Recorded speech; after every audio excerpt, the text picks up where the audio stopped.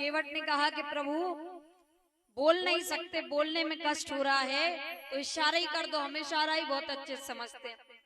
भगवान इस पे भी मौन है। केवट बेचैन कि भगवान बोल क्यों नहीं रहे। तब केवट ने भगवान के गोल गोल चक्कर लगा रहा है। लक्ष्मण जी ने कहा चक्कर क्यों लगा रहे हो? बोले देख रहे हैं जो कपड़े पहने, जो वस्त्र पहने, उनमें कोई जेब है कि नहीं। बोले जेब क्यों? बोले अरे देखने तो दो। केवट ने देखा वस्त्र जो पहने उनमें जेब ही नहीं है। जेब नहीं है मतलब ठंडन गोपाल कुछ है ही नहीं। और जब कुछ है नहीं है इसलिए कुछ कह नहीं रहे हैं। क्यों? केवट उस पार ले जाएगा तो उतराई क्या देंगे। केवट कहता है प्रभु नाव में बिठाऊंगा, उस पार उतारूंगा, पर कुछ नहीं लूंगा। आपकी सौगंध, आपके पिताजी की सौगंध कुछ नहीं लूंगा। जैसे सौगंध खाई लक्ष्मण जी ने निकाला बाण, मार दूंगा इसे। केवट कहता मार दीजिए, मुझसे ज्यादा सौभाग्यशाली कौन होगा। क्यों? मरूंगा किसके हाथों में कि जो श्री राम का प्यारा है। मरूंगा किसके हाथों में कि जो श्री राम का प्यारा है। मरूंगा उस जगह पे मैं जहां गंगा की धारा है। और कहां नसीब मेरा कि पासा ठीक पड़ जाए। कहां नसीब मेरा कि पासा ठीक पड़ जाए। दर्शन आपका करते पखेरु प्राण निकल जाए। केवट कहता है प्रभु मार दीजिए। क्यों? मुझसे ज्यादा सौभाग्यशाली कोई नहीं होगा। सब कहते हैं कि अंत समय में राम जी का नाम मुख से ले लो तो वो अपने धाम बुला लेते हैं। मेरे सामने राम जी खड़े हैं। अंत समय में व्यक्ति के मुख में गंगा जल डाला जाता है। मेरे सामने गंगा जी हैं। आप बाण मारेंगे कूद जाऊंगा, जितना पी सकूंगा पीऊंगा। मुझसे ज्यादा सौभाग्यशाली कोई नहीं है। जैसे इतना कहा लक्ष्मण जी ने बाण रख दिया। बाण रख दिया तो यहाँ पर तुलसीदास जी लिखते हैं सुनि केवट के बैन प्रेम लपेटे अटपटे बेहसे करुणाएन चितई जानकी लखन तन। अटपटे क्यों कहा? क्योंकि केवट बातें ही अटपटी कर रहे हैं। क्यों? क्योंकि केवट जानते हैं कि भगवान अयोध्या से आए हैं तो रोते हुए आए हैं। गालों पर अश्रु की धाराएं बन रही हैं। केवट ने तभी विचार किया आए भले रोके हैं, पर केवट विदा करेगा तो हंसते हुए विदा करेगा। और हंसाया केवट ने। भगवान मुस्कुराए। भगवान कहते हैं कृपा सिंधु बोले मुस्काई सोई करूं जेहि तब नाव न जाई।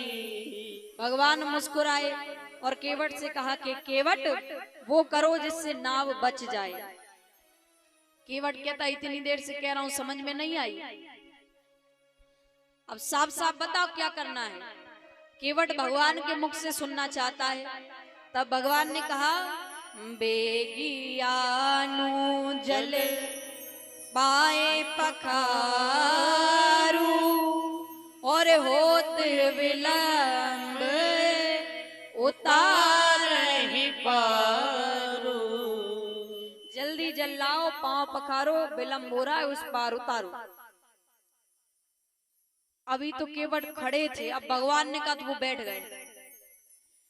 लक्ष्मण जी देखे पता नहीं भैया ने क्या कह दिया, इसने क्या सुन लिया, सो ये बैठ गया। अभी तो खड़ा ही था। लक्ष्मण जी ने कहा कि भैया आपने क्या कह दिया। राम जी ने कहा मैंने तो आज्ञा दी है। लक्ष्मण जी गए केवट के पास से, अब क्यों बैठे हो, अब तो आज्ञा मिल गई, जल्दी जल्ला पैर धो। केवट ने कहा धोने के लिए बोलते तो कब का रगड़ के धो डालते, पखारने के लिए बोले। लक्ष्मण जी बोले पखारना और धोना अलग होता है क्या भैया? बोले धोना वो होता है कि रगड़ के धो डालो, पखारना पत्नी सहित गठबंधन करके पखारते हैं। अब पत्नी घर पे अकेले कैसे पखार दे। अब महाराज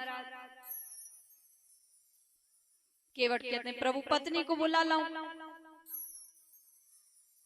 तो राम जी मन में सोचे कि यदि मना कर दूं कि मत लेके आओ तो ये यहीं पूरा दिन निकाल देगा।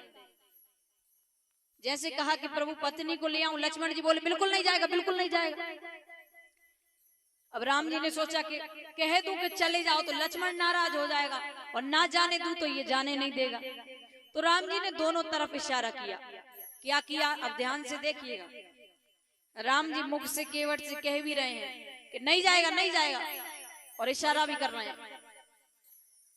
राम जी केवट से कह भी रहे हैं कि बिल्कुल नहीं जाएगा, बिल्कुल नहीं जाओगे, इशारा भी कर दिया कि जल्दी जाओ। और केवट भाग गया तो कहा कि हमने थोड़ी कहा था, गया तो मैं क्या करूं। अब केवट गया, बच्चों को बुला के लाया, पत्नी को बुला के लाया, कहा कि गंगा जी के किनारे दो कुमार हैं, एक सांवले हैं एक गोरे हैं, सांवले के पास जाना, गोरे के पास मत जाना। क्यों, बहुत डेंजरस है, बात बात में बाण निकाल लेता है। सांवले के पास जाना और जाके घेर के बैठ जाना। पत्नी ने कहा ये घेरा घेरी क्यों, बोले 4 घंटे से रोक के खड़ा हूं, अभी 4 घंटे और रोकना है। अब केवट पत्नी के साथ गठबंधन करके भगवान से प्रार्थना कर रहा है। हमारे पिताजी एक बहुत सुंदर सा भजन गाते हैं, उनसे निवेदन है कि वो आए और उस भजन को सुनाए, क्योंकि मुझे बहुत प्रिय है। ये एक केवट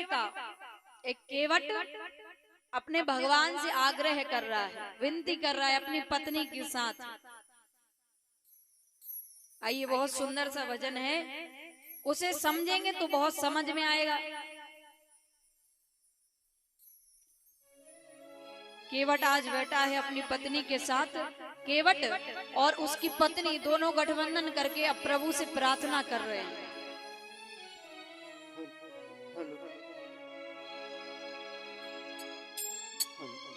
जय सिया राम, जय सिया राम।